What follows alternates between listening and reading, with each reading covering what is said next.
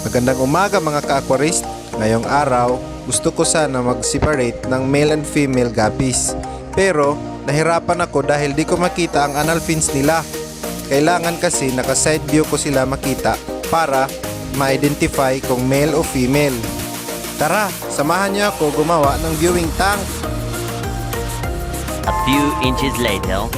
Ang mga kailangan nga pala natin ay glass, pangsukat, silicone sealant, glass cutter, at meter stick o meter steel. Dito nga pala sa paggawa ng aquariums ay dapat maging maingat dahil ang glass na bagong putol ay matulis. Mas matulis pa sa kutsilyo. Marami na akong sugat sa maling pagkahawak ko ng bagong putol na glass. Ang experience ko dito sa paggawa ng aquarium ay dapat mataas ang pasensya mo. Pag magkamali ka sa pagputol ay dapat pigilan mo ang iyong galit at mag-focus na lang sa trabaho para maiwasan ang pagkakaroon ng sugat at pagkakamali. At sa pagsukat ay dapat pantay ang pagkaputol nito dahil kahit isang guhit lang na pagkakamali sa pagsukat mo, ito ang magiging dahilan ng hindi magkapantay na siding ng aquarium mo. Katulad nito. Hindi naman maapektuhan ang tubig dito pero hindi siya presentable tingnan.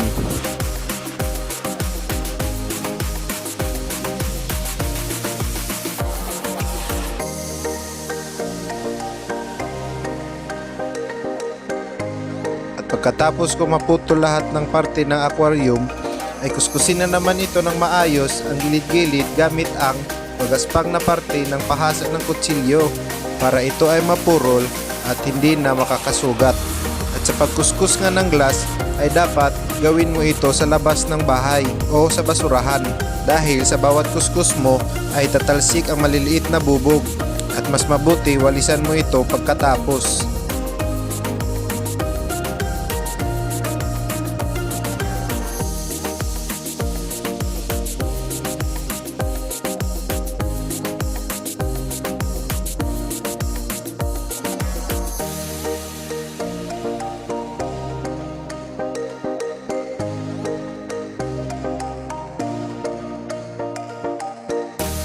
Pagkatapos ko nga kuskusin ng mga glass ay punasan ng maigi para matanggal ang mga alikabok at para makakapit ng maayos ang silicone sealant. Ito ang mga parte ng aquarium: base, kaliwat kanan na siding at ang harapan ng aquarium at likuran. Sa pagdikit, ang pamamaraan ko ay una kong idikit ang kaliwa o kanan at likuran o harapan. Depende na yan sa iyo kung saan ka komportable. Tapos, bago mo ito sundan ng pagdikit, ay patuyuin mo muna ito para hindi ka mahirapan.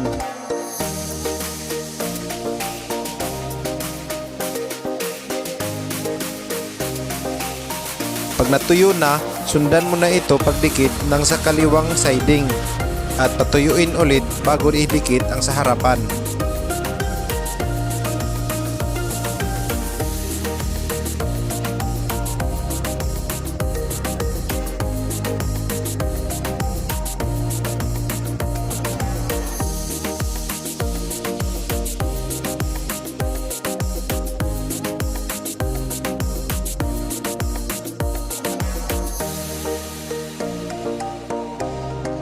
Ngayon, tapos ko na silang lahat na idikit, patuyuin muna ito.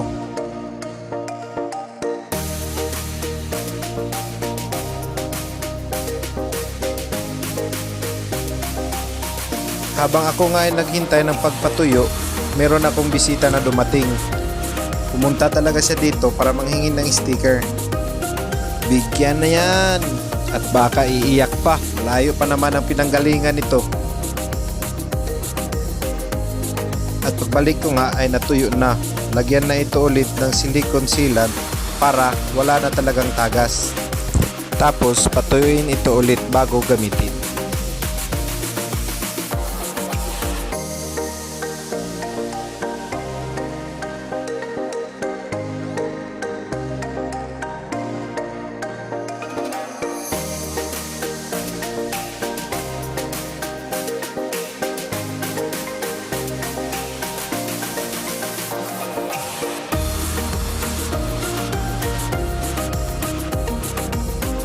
A few moments later.